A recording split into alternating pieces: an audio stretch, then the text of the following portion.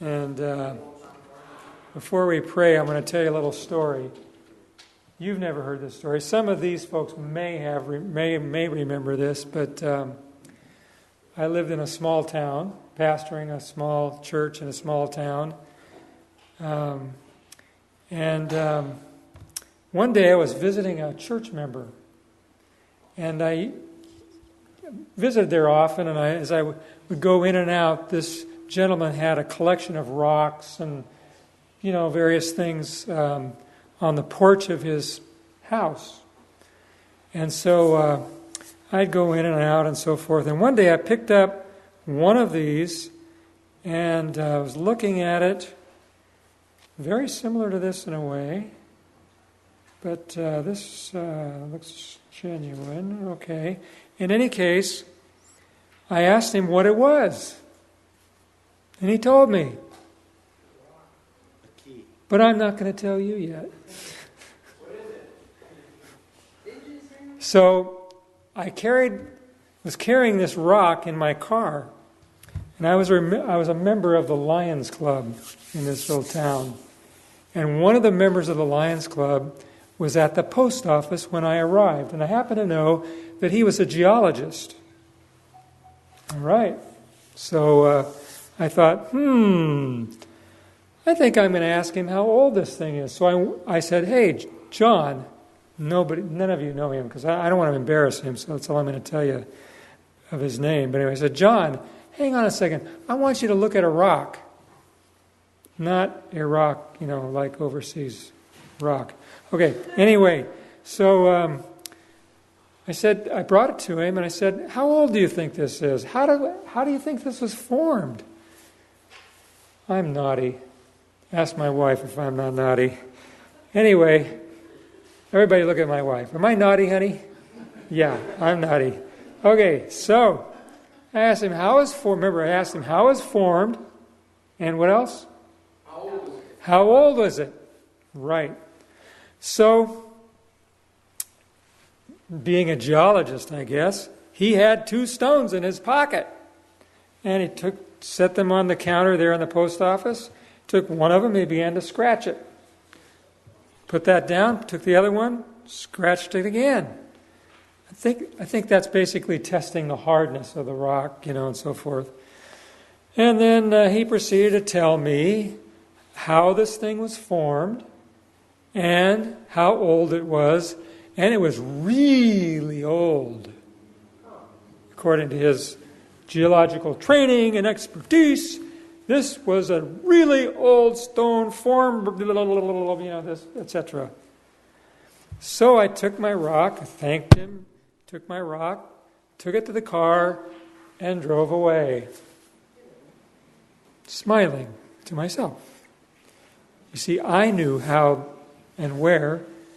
I knew how old it was, approximately. I knew how it was formed. I knew, notice I said I knew. I knew how it was formed. I'm not guessing. I knew how it was formed. I knew where it was located when this gentleman picked it up, because he told me. It was a brick.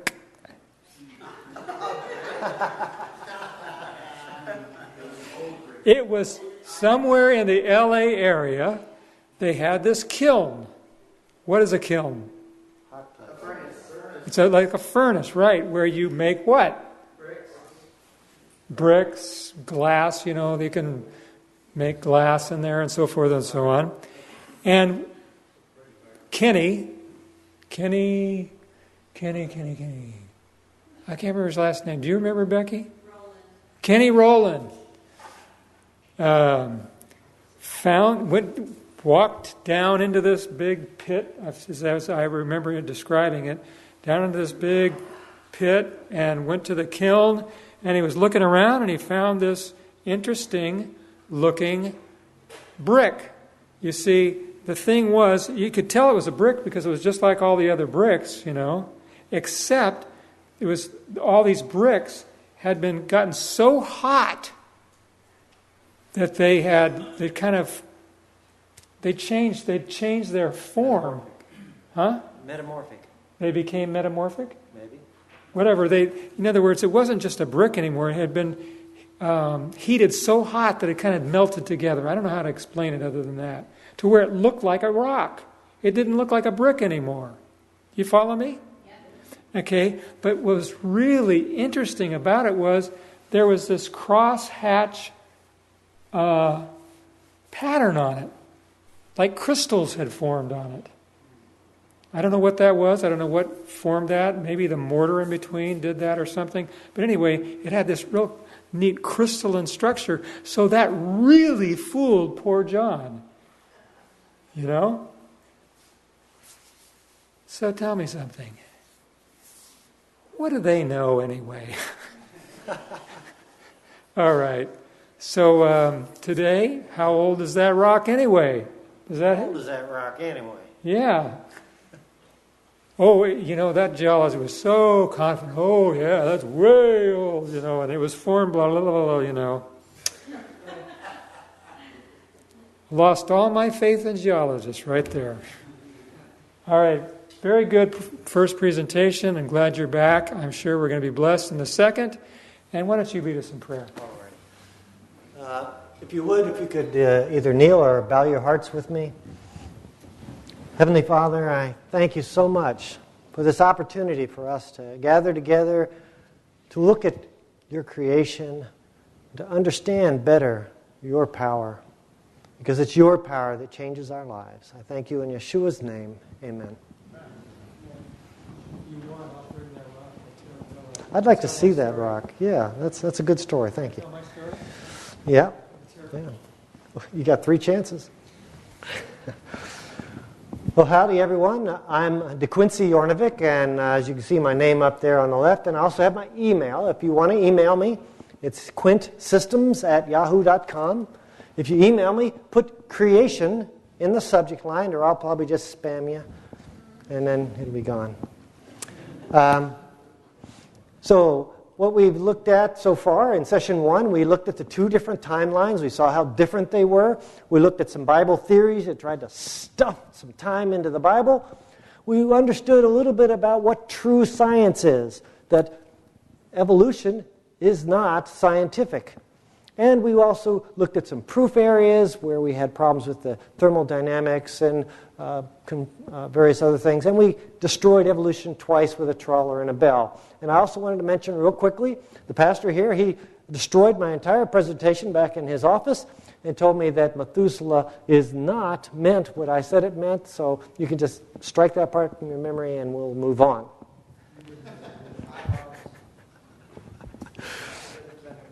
So first of all, let's do a health nugget. They used to have on these series, they'd have like a health nugget at the beginning of the series. So I got some water, and I put some dirt in it. I usually used to pour this in, and then the dirt into the water, and I'd spill it all over places. So I decided I'd go ahead and put it in ahead of time. So what I'm going to do is I'm going to take this dirt, and I'm going to shake it up in the water.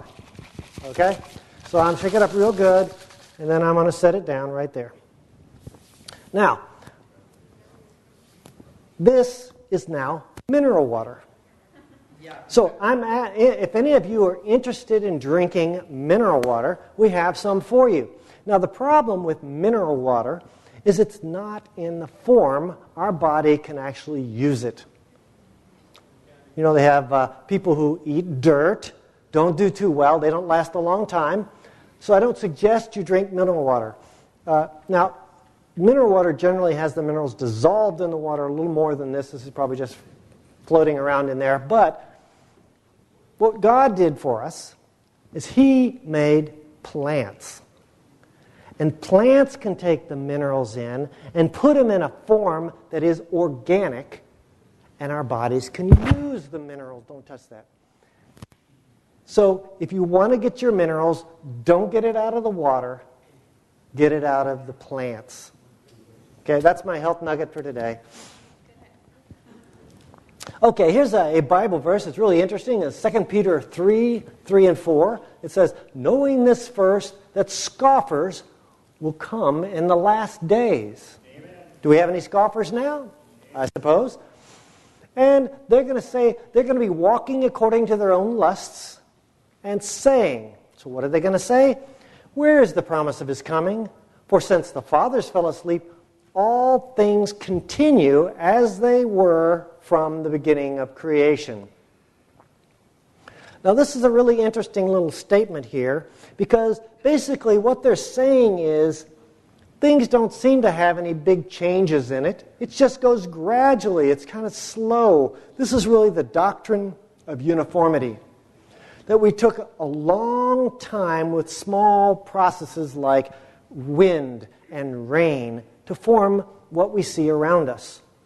Now, before this theory came into prominence, we used to have the theory of catastrophism. And as it sounds, it's a catastrophe, like the flood.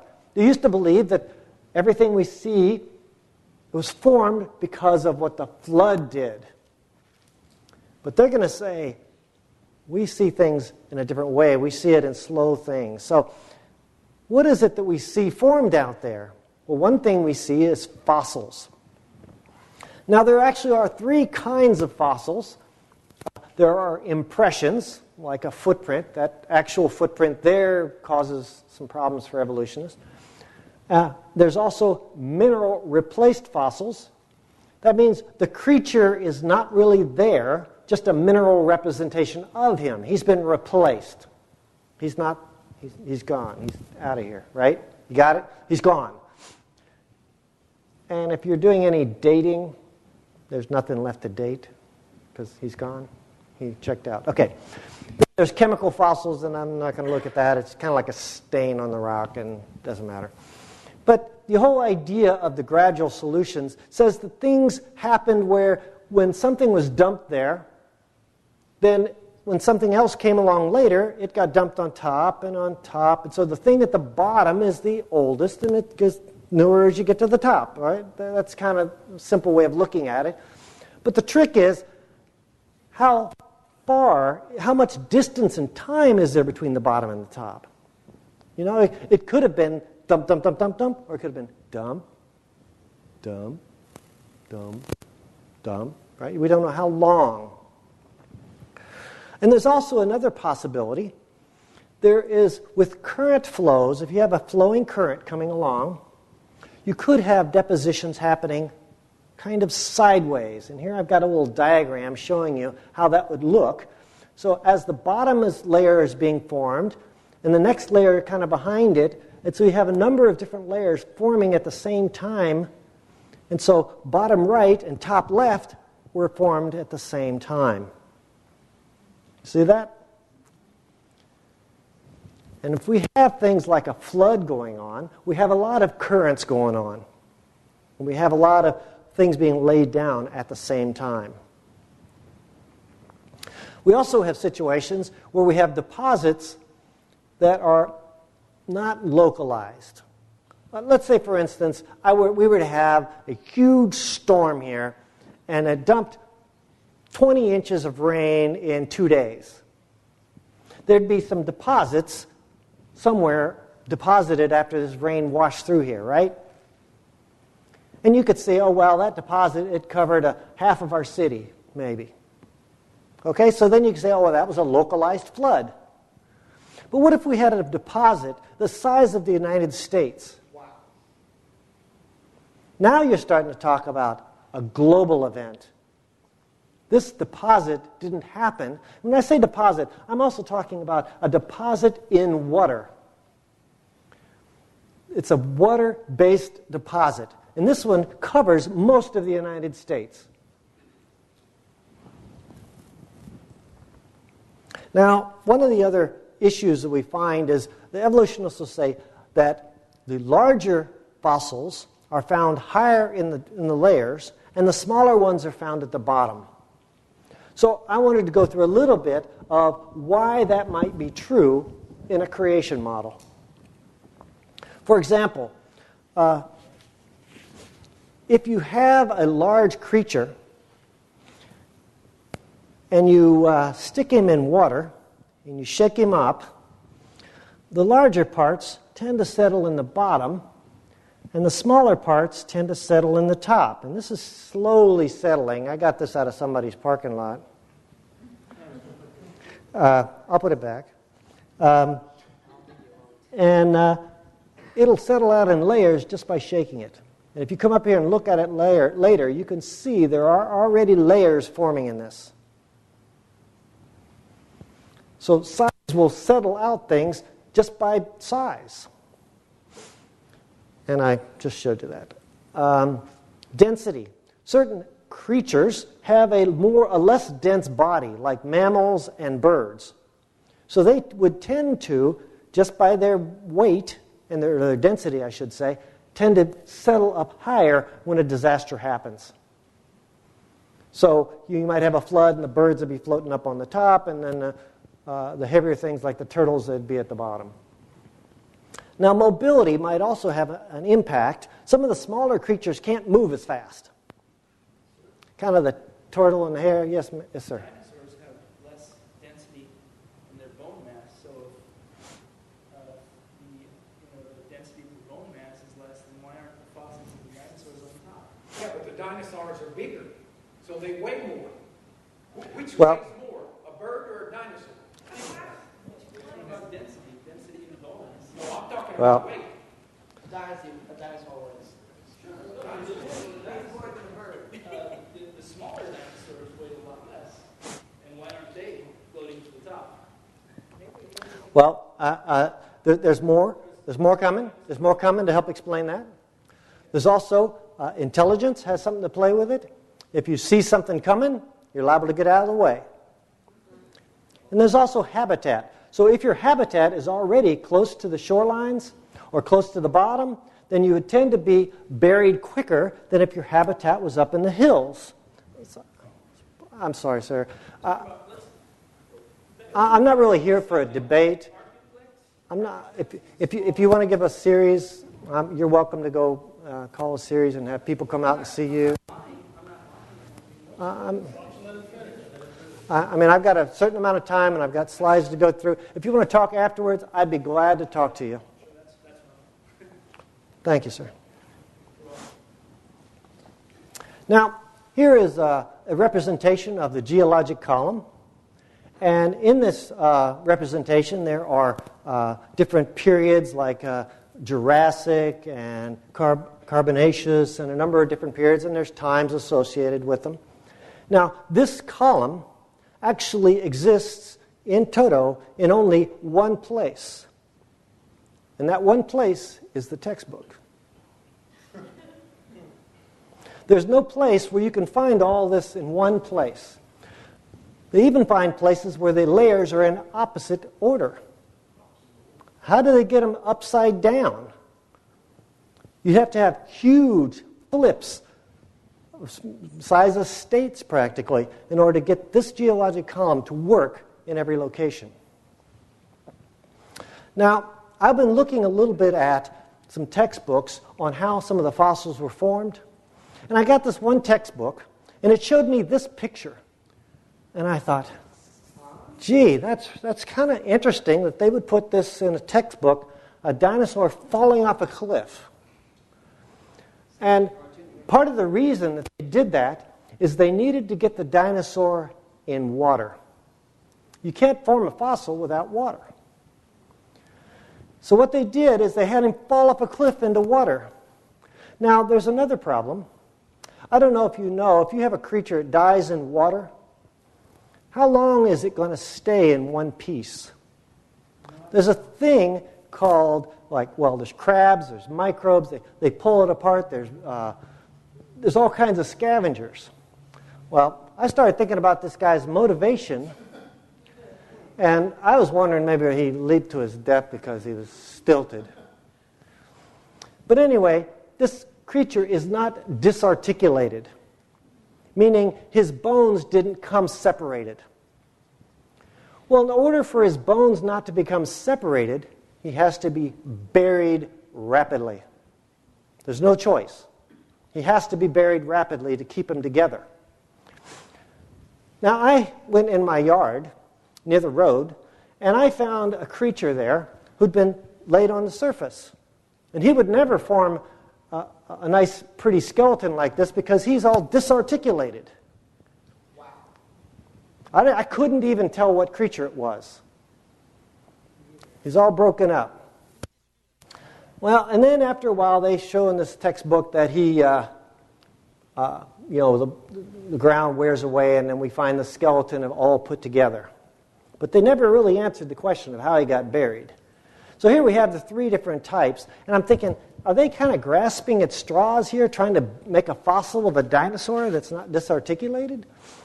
So there's my grasping at straws picture. Now, I wouldn't have thought too much of this unless I'd gone to another high school textbook and found this series of drawings. Here we have a dinosaur whose torn belly, and he's laying on the beach. Now, again, I thought, well, why couldn't he die of old age? Well, all right, the dinosaur fossil we found was a young guy, so we had to have him torn open, but not torn open so that he loses any bones in a particular area. So we'll have him die on the beach. Maybe it was a fight and they didn't eat him. Because they didn't eat him, because if they ate him, he would have been all moved around, right? So, all right, so he died on the beach, and then the water came up. Well, is it the tide came in? How did he get buried?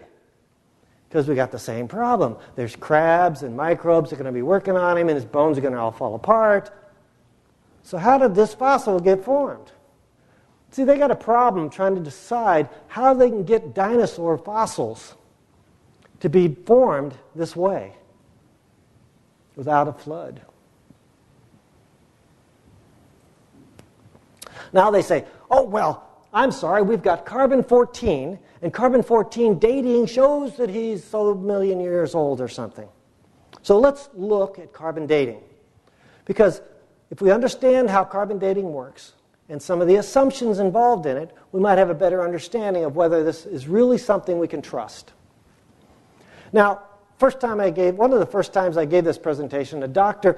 Theo Agard was in the audience and told me I didn't quite do this right and straightened me out. He's a prominent scientist, and he was in a book called Why 50 Scientists Choose to Believe in Creation. So you're welcome to go find that book. Thank you, Dr. Agard. Basically, the idea is you have a cosmic ray from the sun. It strikes a neutron. The neutron runs over and hits some nitrogen-14, and the neutron replaces a proton. Now, protons are important for figuring out what kind of material you are, because how many protons you are tells you whether you're carbon or nitrogen or what. Since a neutron replaced a proton, we now have carbon-14 instead of nitrogen-14. I hope that went okay. So y'all get that? Way over my head. Okay, so it happens way up in the atmosphere, in the air. You have gas, nitrogen up in the air, and it changes into carbon-14. We usually see things in carbon in forms of like carbon dioxide. Interesting. What do plants breathe? They breathe in carbon dioxide. So the idea is we have carbon-14 in the plants because they breathe it in. Animals eat the plants, right? Without the dirt. And then they've taken in carbon-14. So, at some time, they have mostly carbon-12, a little bit of carbon-14, but when they quit eating, that's when the clock starts. That's when you quit eating, usually you're dead. So that starts the clock. So carbon-14 is radioactive, and it gets half-life, half-life, half-life, half-life, and pretty soon there's almost none left, right? Okay, so that's how they date it, by how much carbon-14 versus carbon-12 you have. Okay. Carbon-12 half-life is 5,120 years. So in 5,120 years, you have half of the carbon-14 you used to have. Now, I'm saying that the maximum accuracy for carbon-14 dating is 50,000 years. Now, there's two reasons for that. One is at the beginning, there's only a little bit of carbon-14 there to start with. So there's a huge amount of carbon-12 and a little bit of carbon-14. So it's a small ratio already. And after 50,000 years, there's only 1,000th of the amount that we started with. So A really small amount? It's really, really, really small. So anybody that says they can date over 50,000 years with carbon-14, well, I don't think so. I think that's pushing it pretty far. Now, all this would be true, assuming, first of all, that carbon-14 is in steady state in the atmosphere. Okay, give me a second here. We're getting these cosmic rays coming in, creating carbon-14. Let's say we started today. There wasn't any carbon-14, and we start adding cosmic rays today. The carbon-14 amount would start getting larger and larger, and at some point, the amount leaving and the amount coming would equalize, and it would quit getting bigger. Okay, you get that? That's steady state. Except it hasn't reached steady state yet. It's still getting larger, which says probably less than 50,000 year atmosphere we have right now. That's interesting. We also are assuming that we have the same amount forming in the atmosphere today as we did 1,000 years ago or 10,000 years ago. We have good evidence, and I'll show you in session 6 on Paradise Lost, that this world was a way different place before the flood. There used to be a canopy of protection around the planet, and I'll go into the details of that, and there's really good evidence on that, that protected, and maybe no carbon-14 was forming until after the flood, which is why we're not in steady state. Also, the carbon-14 and carbon-12 absorb at the same rates into the body, and we have some evidence that it might not. And that environmental factors don't affect the percentages of carbon-12 and carbon-14 in the body. Here's a quote from an evolutionist. Some geologists question the use of carbon-14 method for samples under moist conditions. This is the most serious limitation, for who can be sure that a given sample has not been moistened? So if you get it wet, the readings will go off. How funny. Flood, nothing. You would also think it would be useful to validate that you're getting consistent readings with carbon-14 dating. Let me give you an example. I'm a policeman, and I'm standing on the side of the road, and you're coming at me, and I got my speed gun. And I take a reading, and it says you're going 30 miles an hour. And I reset it, and I try it again, and it says, oh, you're going 300 miles an hour.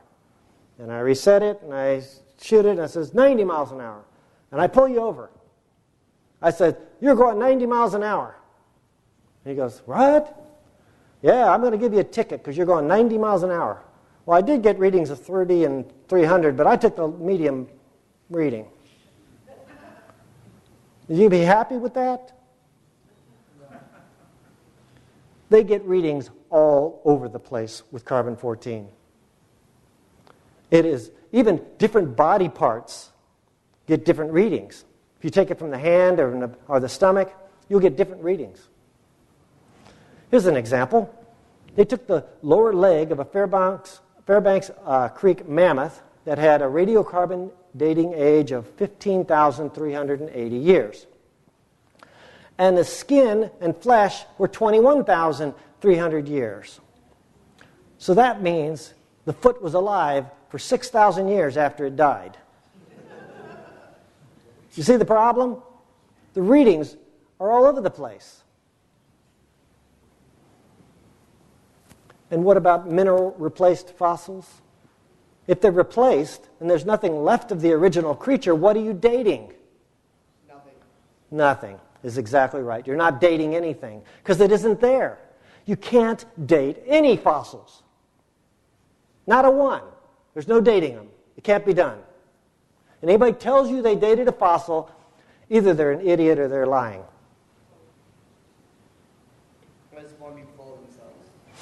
Now, let's say we wanted to go do carbon dating ourselves. We wanted to go take some samples in and have them carbon dating. So we're going to go take them to the University of Georgia. And they have a list of questions that we have to ask before we're going to date anything. So here's the list of questions. What is the sample context? You know, where was it? What was it like around where you found this thing? How old do you think it is? Right? Oh, I know. They're asking me that so they can make me an idiot and tell me, that's not right. They're asking me which age I found it in. Why would they ask that? Aren't they supposed to tell me? And then, of course, they ask potential contaminants. Of course, they could mess it all up, right? We just found out about water being a contaminant. So we have some other isotopes besides carbon-14. There's potassium-argon ratios. There's uranium-lead, barium-lithium. Each of these all suffer from the same problems. You have to know exactly what the environment was before. Otherwise, you can't guess at what's changed. How can you tell a change if you don't know what it was in the beginning? Here's a really interesting statement from an evolutionist, Jungmann. He's actually quite famous. An earlier increase in neutrino levels, and this is one that they are aware of, must have had the peculiar characteristic of resetting all our atomic clocks. This would have knocked our C14, potassium argon, and uranium-lead dating measurements into the cocked hat, probably a Brit. The age of prehistoric artifacts, the age of the Earth, and that of the universe would be thrown into doubt. What? What? You telling me that we date the universe based on these methods? I thought astronomers knew something. He just told me the whole age of the Earth and the universe is based on radiometric dating, which we don't trust. What? What? What an admission. Actually, they don't depend on radiometric dating. They know it doesn't work. They have other methods, and we'll go into that right now. Let's go on a field trip. Y'all want to go on a field trip? Let's go on a field trip. We're going to go to the School of Mines in Rapid City, South Dakota. And we come up to this skeleton, and we have in there a guide, and he says, here we have a plesiosaur. It's kind of like this. I got another one that looks more like this one here. And he says, this plesiosaur is 70 million years old. So we go, excuse me, sir, how do you know it's 70 million years old? Good question. We know this is 70 million years old because he was found in 70 million year old rock. Okay. So then we go back to the back where that little picture on the wall is, and he shows us a little display here, and he says, here we have 70 million year old rock. Excuse me, sir, how do you know this is 70 million year old rock? He says, no problem. The reason we know this is 70 million year old rock because we found a 70 million year old plesiosaur in it.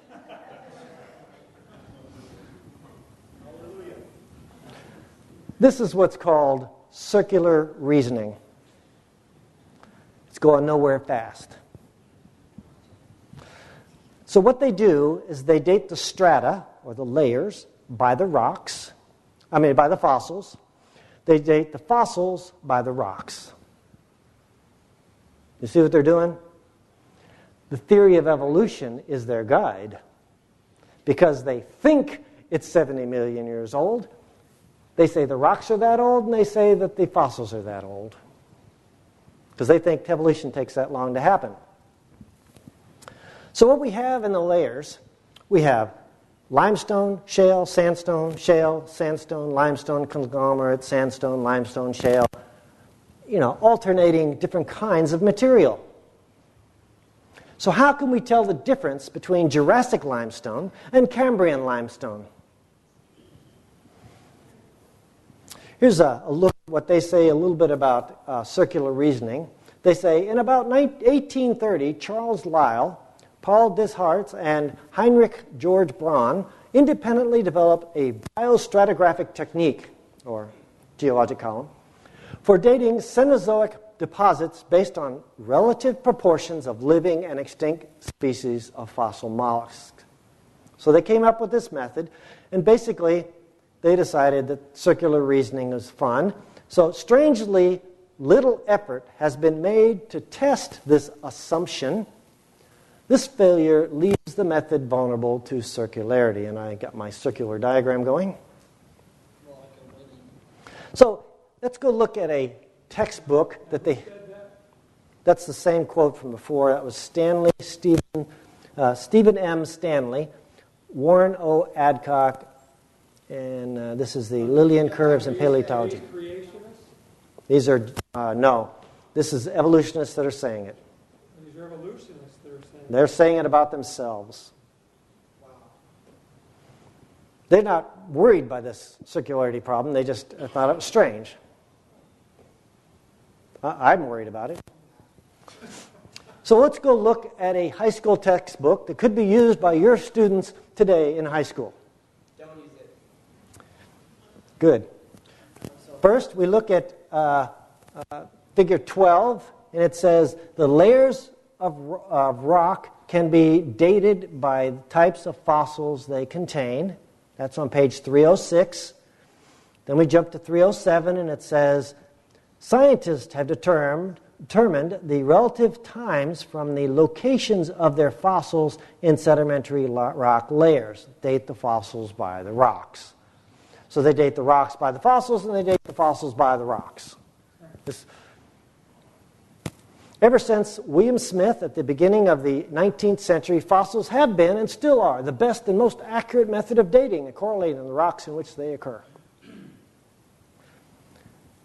So if they find a fossil that they assume is old, then they assume the rock is old. That's what they do. This is one of them saying it. Now, what they actually do nowadays to decide whether something is old is they use a thing called index fossils. Index fossils is basically they gave each layer a name and a date, and they showed a fossil that should be found in that layer. And so they call that, so if you find that fossil in a layer, then you say it's that old. Okay? I don't know if you get that. So index fossil tells you how old the layer is. So that's how they're dating the rocks, is by the fossils. All right. So let's look at some of their index fossils. Here is a trilobite. They say it makes a good index fossil. And if you find a trilobite, you could say the layer is probably formed 500 to 600 million years ago. Except, here's a footprint with somebody squishing a trilobite.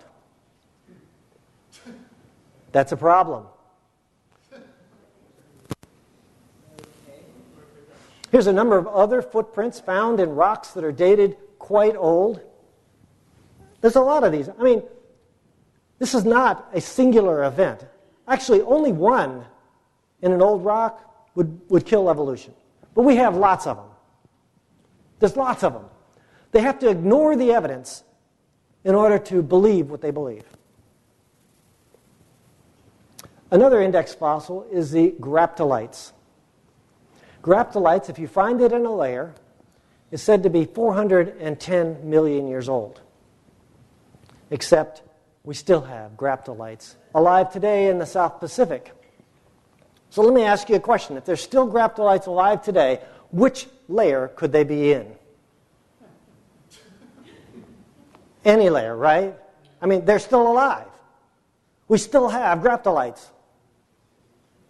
If they were alive, they'd be moving on this earth right now. They're not. Have these been genetically checked? I mean, because how do you say it's exactly the same animal genetically checked? Sir, please. Please. Now, we have lobed finned fish considered to be a good index fossil for 325 million years ago. lobe-fin fish are said to be 325 million years ago. Here's a lobe-fin fish today. So, if lobe-fin fish are alive today, what layer could they be in? Any layer.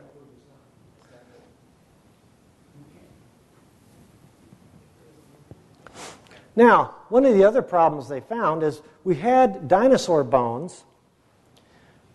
Dinosaurs are said to be 65 million years old. And looking at some of the bones that they found of these dinosaurs, and what do they find?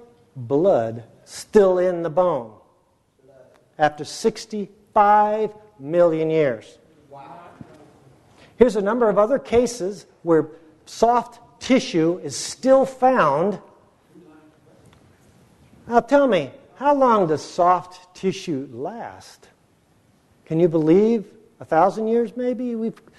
That's kind of pushing it. 4,000 years, that's probably pushing it. 1,000,000 years? 10 million years? 70 million years? No way. As a matter of fact, they previously never looked for soft tissue when they found dinosaur bones because they assumed it was impossible to happen.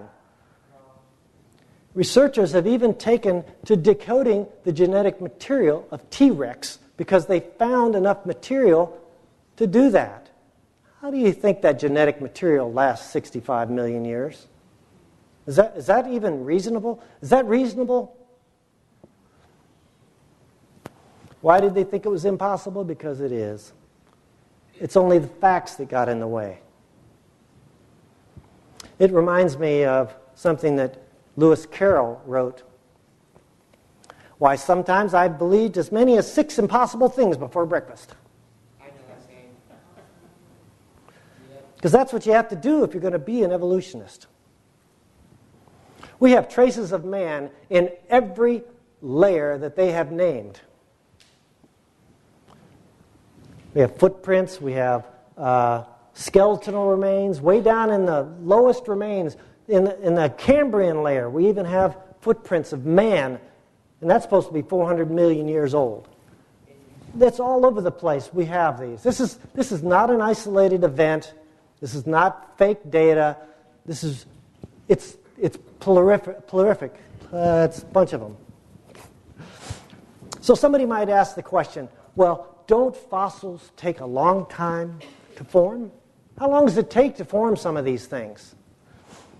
So we have crystals. I got one. I found this in Arkansas. Fossils, coal, oil, flowstone, that's like stalactites and stalagmites.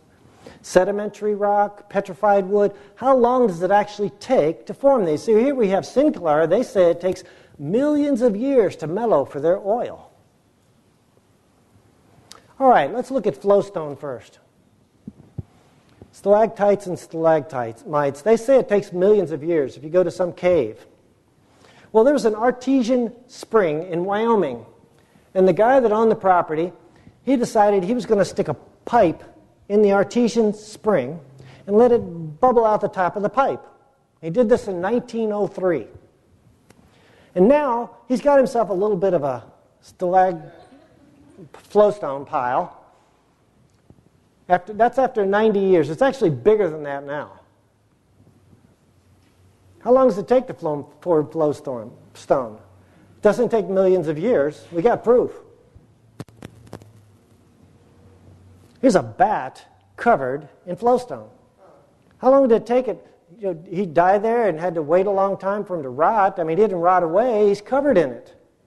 That flowstone was covering him up rather quickly. Crystal formation. How many have heard of CZs? They're artificial diamonds. Yeah. They're cheaper.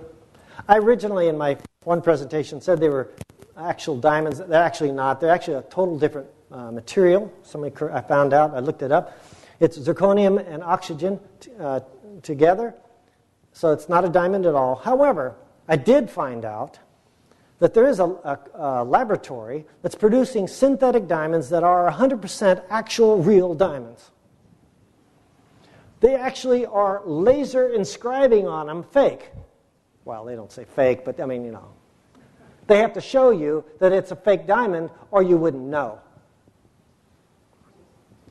And you're still buying diamonds? No, I guess this group isn't, I hope. Because they can make them. And if you look at the statistics, it's same. It's a diamond. So how long does it take to form fossils? Here's a ichthyosaur giving birth. It was in the process of giving birth. So it didn't flop on the beach and wait around. It had to be buried rapidly because this is a process. It had to happen underwater, had to be covered immediately in order for this beautiful skeleton of an ichthyosaur to come out. It's amazing. It's while giving birth. Here's a petrified cowboy leg. Don't ask me what happened to the cowboy. This was found near the West Texas town of Ira Ann. The boot is not fossilized, but the leg in the boot is. Now, this boot was first made in the 1950s, and this leg was found in 1980. Ipso facto, the fossil formed in 30 or less years.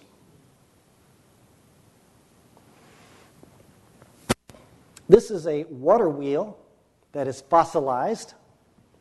It's helpful to have water running over top of it. It helps to fossilize it because it puts all the mineralization to go through the wood and fossilize it. This is a fossilized fedora hat found in New Zealand. I didn't know you could fossilize pickles. I know they deep fried them, but they could fossilize them too. There's a teddy bear that's fossilized. It's a rock, hard as rock. It's a rock. Now, geology was turned on its head in the 1970s by Mount St. Helens. The explosion from Mount St. Helens was equivalent to 20 million tons of TNT. Wow. The ash and debris came down the mountain at 200 miles an hour at 600 degrees. So I picture myself, I'm up on the mountain, and I got a straight road, and I got my Maserati, and I'm going to go down the mountain and beat this flow. And I get it up to 120, and still gets me. There was 3 eruptions, in 1980, in May and in June, and then in March of 82.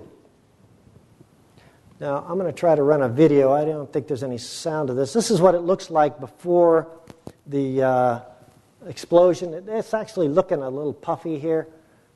And then we're going to have the video as a start off with Mr. Squirrel.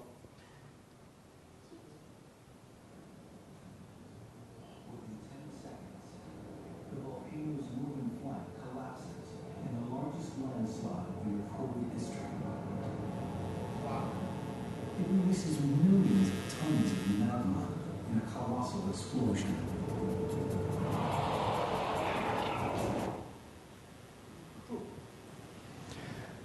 Well, whenever you have a volcano, you have to send men in orange suits out to go inspect things and take readings of the air, which of course they did.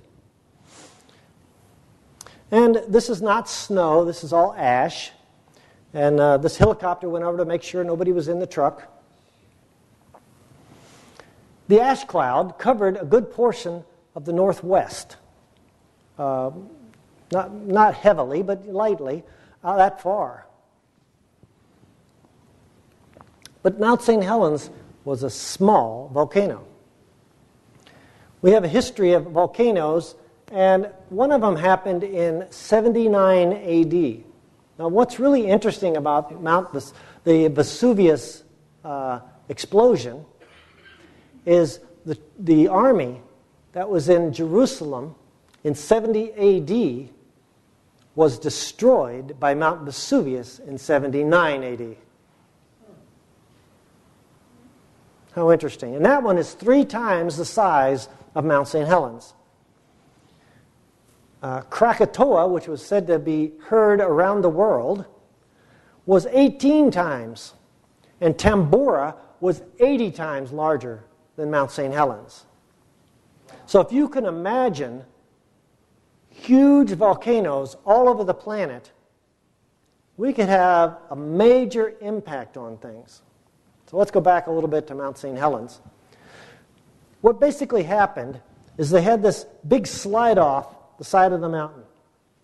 And when it was sort of acted like a plug, and the volcano was able to burst forth because the plug was pulled out. One of the things that happened when the slide happened is it blocked the Toutle River. And the Toutle River just backed up. So there's a huge slide of material.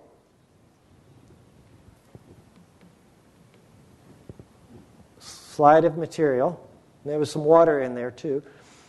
But there's even more water because the Toutle River came along. After it went higher and higher and higher, because it got to go sometime, it came over these soft sediments that were laid out. And it dug a canyon in 1 week that was 1,000 foot wide and 140 foot deep. Kind of remind you of another canyon? You look at the sides, and there's layer after layer after layer there, all formed rapidly in one event. Or in this case, 3 events. If you look closely, what you see is even millimeter-sized layers. So some evolutionist is going to come along someday and say, look how long this took to form. Right? But it was formed rapidly. Tucks were tossed around like Tonka toys. Now what we had is we knocked down lots and lots of trees. We stripped them bare naked of all their leaves and branches with this explosion. And we embedded them with dust and heat treated the lumber. Some enterprising lumber person said, this is great. Look at all that lumber out there they wouldn't let us cut. Let's go take it and cut it all up in the sawmill, right? Let's make some money off of this volcano. They tried cutting it and they broke their saws on the wood. It was so hard, it had practically fossilized. Petrified almost. It's amazing wood. They had to leave it all laying there. They couldn't do anything with it. Here's some logs were floating in Spirit Lake. And I don't know, if I was a scientist, first thing I want to go up on the volcano is go jump in the lake. I don't know, they did that. Anyway, one of the things to keep in mind, though, is remember the logs and how they're floating at various angles, okay? Because we're going to see in another picture something. It looks kind of similar. Now, they did some radiometric testing of Mount St. Helens. And the results they found, they did 5 different locations, and they subjected it to potassium-argon testing. And the results were anywhere from about 500,000 years to 3 million years old, when the actual date was 11 years. It's interesting, they always err towards long dates. Isn't that interesting? All the errors. Even when I was looking at carbon-14 and all the different problems they had, every problem makes the date bigger. Now, here's a guy, Walter Brown, who wrote a book called In the Beginning. I recommend it. It's a good, easy-reading book. And his findings of Mount St. Helens was the age testings don't work. The trees were nearly petrified. They found millimeter layers formed. And he saw tremendous similarities to the structure of the Grand Canyon. Actually, I went to the Grand Canyon. There's me and my wife at the Grand Canyon. I had some findings at the Grand Canyon, too. I found sharp lips on the Grand Canyon. I didn't see any signs of erosion. One of the interesting things also, the river that supposedly cut the Grand Canyon, it would have had to flow uphill and over for a long time till it could cut it down far enough to then cut down here where the level of the river really is. Because how's it going to flow uphill for millions of years till it cuts it down low enough? You see what I'm talking about? They got a real problem because the top of the river is lower than the Grand Canyon lips. So how did it carve that river? How did it carve that canyon? And if you go to the bottom of this river, there's almost no delta. It's where the dirt go. There's a lot of dirt in that canyon. Actually, I looked at it, I didn't think it was that big. And I had a bunch of little people around there. Where'd all them little people come from? Yep. So here's Spirit Lake. You got the logs in there floating in the water, and look at these logs floating in the rock. You see that? What's interesting about these is these logs are sticking through many layers. So how long is that log going to have to stand there before that dirt builds up around it? You see there's a problem there. Polystrata fossils are debunk the idea that that's a long time. That has to be a singular event. And here we show up close, and that one broke off, but it went for quite a bit further. There's been some of those 17 feet long logs found through many, many layers. There's one.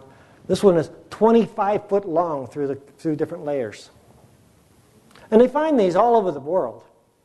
This is not one spot. They find these all over the world like this. I want to talk about rock types. I was told when I was in school that there are 3 rock types. There's sedimentary rock, and I have a good example. You can see the striations in here. This is not a brick. His is a brick. And igneous rock. On the way out here, I saw what looked to be a volcanic trail, and I picked up some rocks off the side of the road. They're definitely igneous, formed by heat, igneous, hot.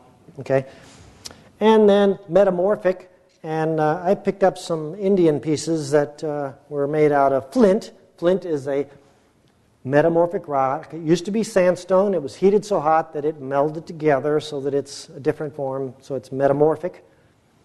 So I've got a few of these Indian pieces I found there, little carving things. But there's a 4th kind of rock that they never told me about. I took this piece. I broke my mom's counter and took this piece. No, I didn't. She gave it to me. And this is a, let's look at what Robert Gentry had to say. He's a scientist with the Oak Ridge National Laboratory. And what he found in granite is a thing called polonium halos. Polonium is a radioactive material that has a very short half-life. It's like that. Okay? Really quick. So it's gone before you knew to look. Right? And he found halos, which is like a damage ring from the radiation, in granite. Now, if granite had been molten, right, the bubbles would have been destroyed by the molten movements. Right? If you have a bubble in an ice cube, it had to have frozen quickly. Okay? So here's some slides of his polonium halos. They're pretty small. I mean, you cut the rock in half and the bubble turns into a sphere, and you could see by the distance from the speck in the middle to the outside, and you could tell which radioactive elements were involved. And he called these the fingerprints of creation because he found these polonium halos in granite, which meant granite had to form instantaneously solid, not liquid as magma. Like that. The fingerprints of... What I came up with, and actually he didn't like it, was logosic, which means the word or pertaining to the word. He didn't like it. He said he called them Genesis rocks. But anyway, this is a Genesis rock formed at the creation.